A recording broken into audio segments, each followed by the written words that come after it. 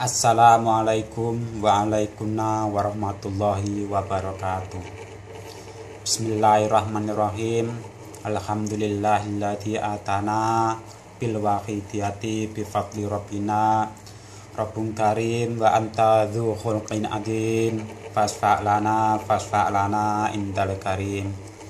Ya ayyuhal ghausu salamullah alaika rabbini biidnillah wangzur ilayya sayyidi binadrah musilati lil hadratil aliyah amma ba'du. Kepada pemirsa pengamal sholawat wahidiyah yang saya hormati, juga kepada pemirsa baik pengamal ataupun yang belum pengamal yang saya cintai dan saya muliakan, pada kesempatan hari ini saya akan menjelaskan sedikit tentang pengalaman saya di dalam mengamalkan sholawat wahidiyah. Ini sebenarnya sesuatu hal yang tidak begitu saya rahasiakan, dikarenakan apa?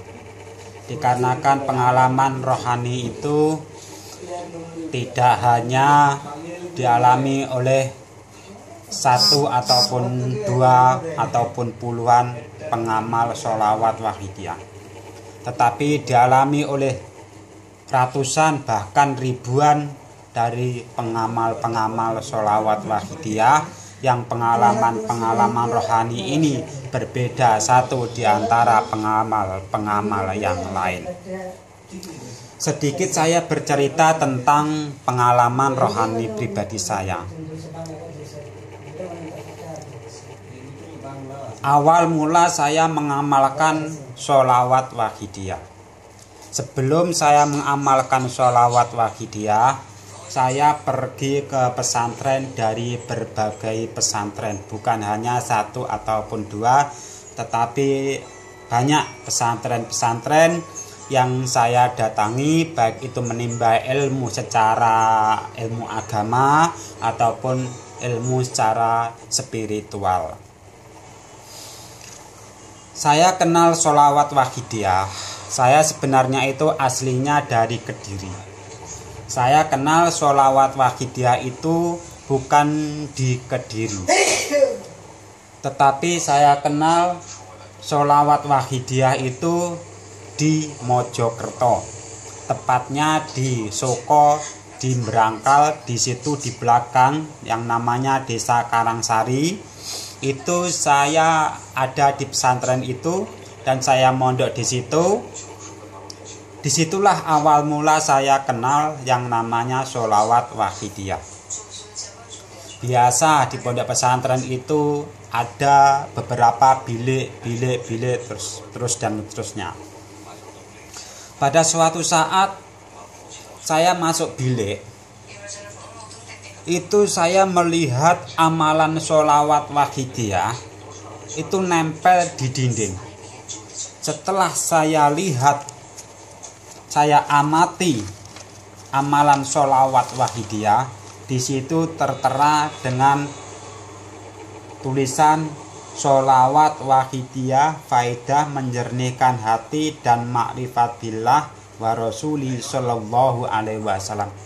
Ini langsung bergetar dalam jiwa saya, langsung menusuk ke dalam kolbu saya.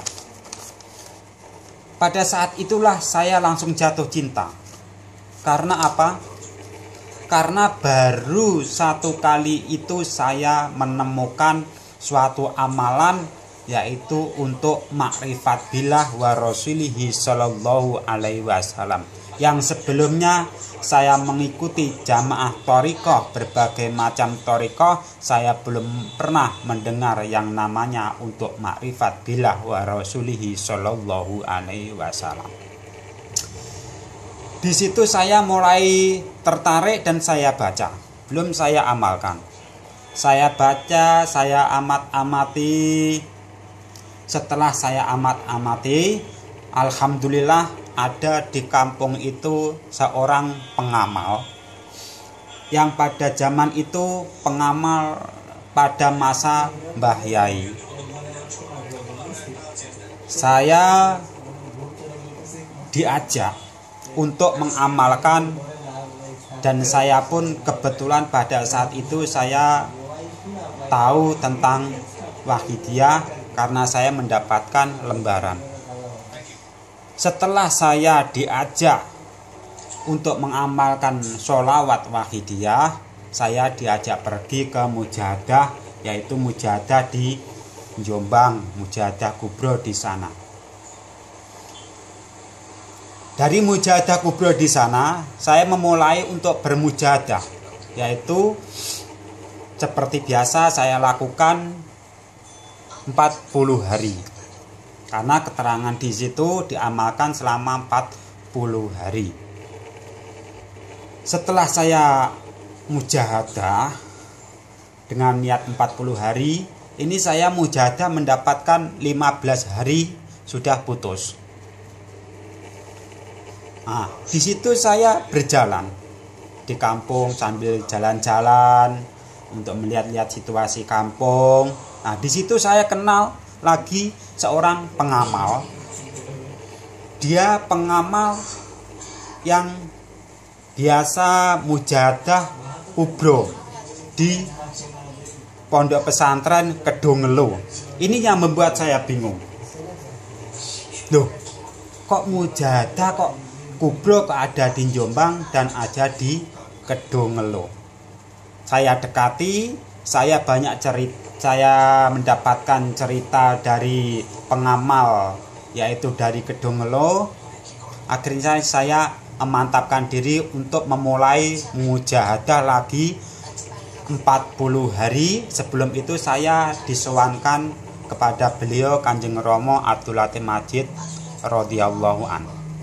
Setelah saya mengamalkan niat dengan 40 hari seperti biasa, saya mengamalkannya itu di masjid di samping makom. Di dalam masjid, karena di luarnya itu makom, maka saya mengamalkannya di dalam masjid. Seperti Masjid Kedungelo itu kan di samping itu ada makomnya Mbah Ma'ruf, saya mengamalkannya di dalam masjid. Saya amalkan selama 40 hari. Alhamdulillah, pada saat 40 hari saya mengamalkan sholawat Wahidiyah tanpa sengaja, tanpa diduga, dalam keadaan sadar. Bukan saya bermimpi, tapi dalam keadaan sadar.